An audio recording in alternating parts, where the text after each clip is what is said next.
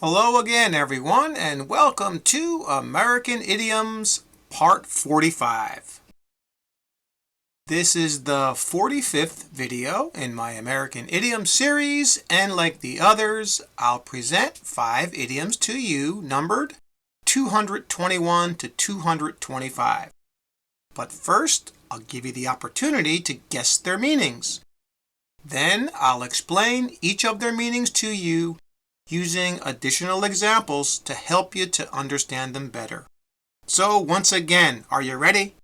Okay, here we go. Number 221, be in one's good graces. And the example is, I was in my boss's good graces after I completed our last project 2 days before its deadline. Can you guess the meaning?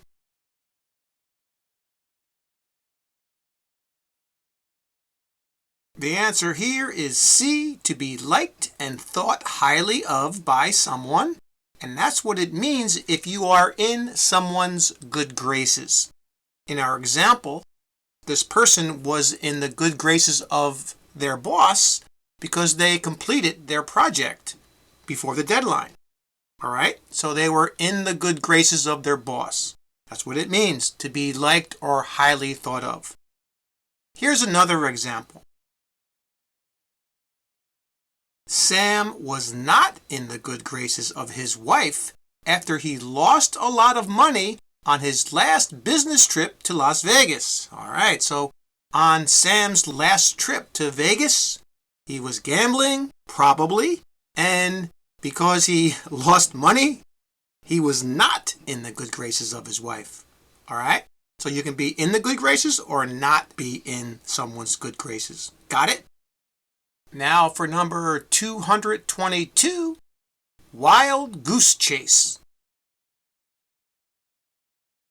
And the example is, I tried to use the newspaper ads to find an apartment in Manhattan, but it turned out to be a wild goose chase, so I had to call a broker instead. Can you guess the meaning?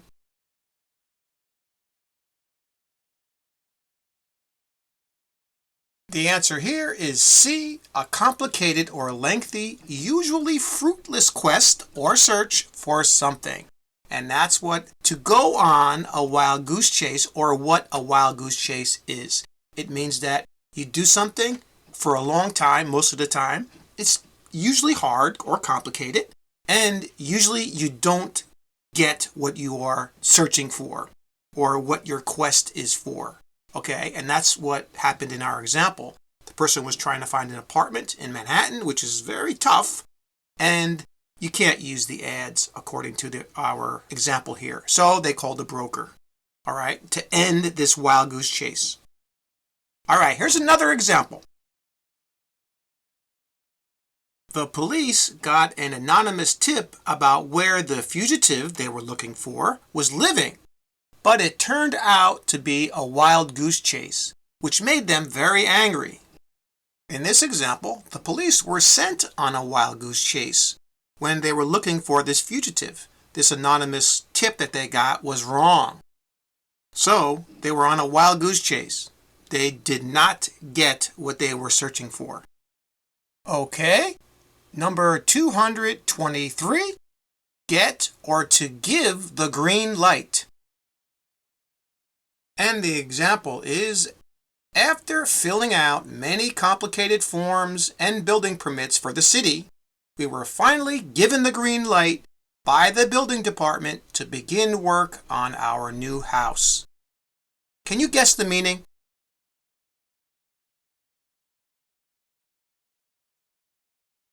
The answer here is C, to allow or to be allowed to do something. And that's what it means if you get the green light.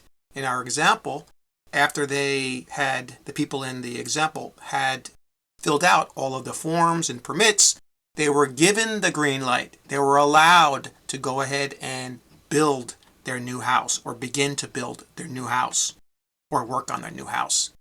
I think it's good to think about this idiom like a traffic light. When you get the green light, you can go. Here's another example. I'm waiting to get the green light from my boss about when to begin our next big project at work. In this example, the person is waiting to be allowed to go to the next point or to begin their next big project at work, okay? They were waiting for the green light. Got it? All right. Here's number 224. Grind to a halt. And the example is, after the new tax increase was put in place, the economy seems to be grinding to a halt. Can you guess the meaning?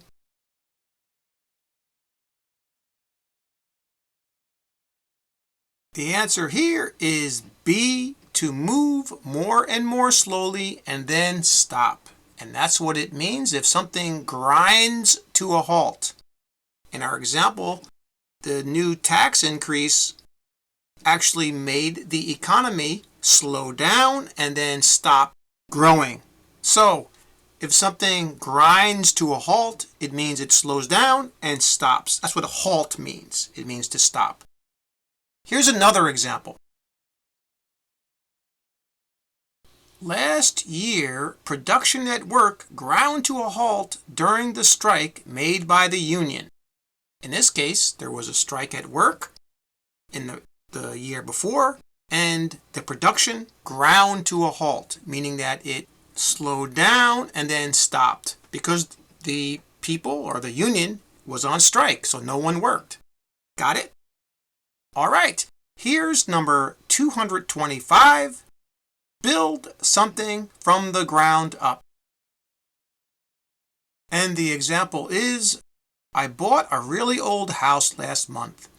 It was very cheap, but it is in such bad shape that I'll have to build it from the ground up. So it might turn out to be more expensive than I thought. Can you guess the meaning?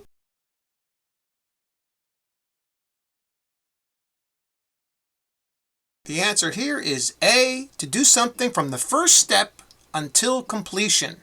And this is what happened in our example. The person thought that they made a good deal because the house was very cheap, but it was in such bad shape that they were going to have to start right from the first step, maybe rebuild the whole house right from the start on the first step until it was completed. Okay? That's what it means to build something from the ground up. To start from the first step and then continue. Here's another example. His father would never sell his company for that cheap of a price because he built it from the ground up and it has a lot of sentimental value to him. Now, this is a very common way to use this when somebody starts a business. They start from the ground up. They build something usually from the first step until it's finished or completed. And usually, if you build something or a business from the ground up, you have a lot of sentimental value for it. And that's what happened in our example. The person's father here, he did this. He built this company from the ground up. So he was not going to sell it for a cheap price. Got it?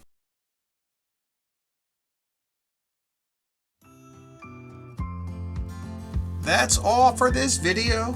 Thanks again for subscribing, and if you want to be in my good graces, then keep practicing! See you next time.